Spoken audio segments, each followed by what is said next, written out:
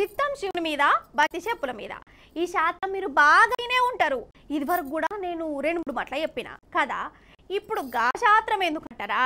అయితే అప్పుడప్పుడు మన ముచ్చట్లకు దొంగలు వస్తారు కదా.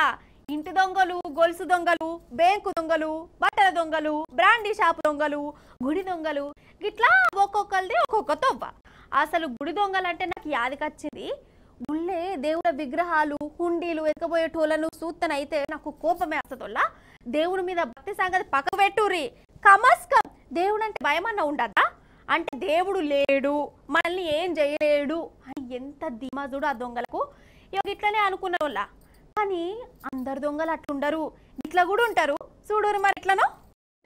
మీరు ఎంతో మంది భక్తులను చూసుంటారు, ఎన్నో తీర్ల మొక్కుంటారు.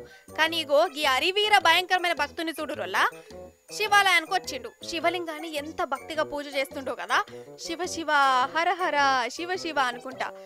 ఇక ఈ భక్తికి మెచ్చి శివుడు వచ్చిన అత్తడు కావచ్చు, గాలివల చేస్తుండు మరి. అయితే అటెనక ఏమైందంటే,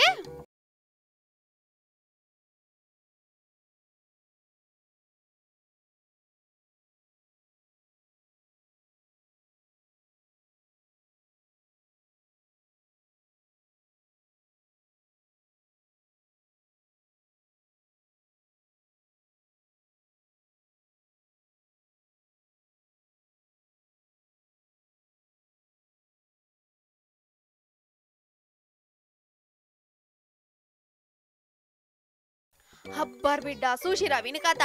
మంచిగా శివలింగాన్ని మొక్కిండు, దాని మీద ఉన్న పాము విగ్రహాన్ని మంచిగా పట్టుకున్నాడు, జేబులో నూక్కున్నాడు. కథం ఇక గాయం.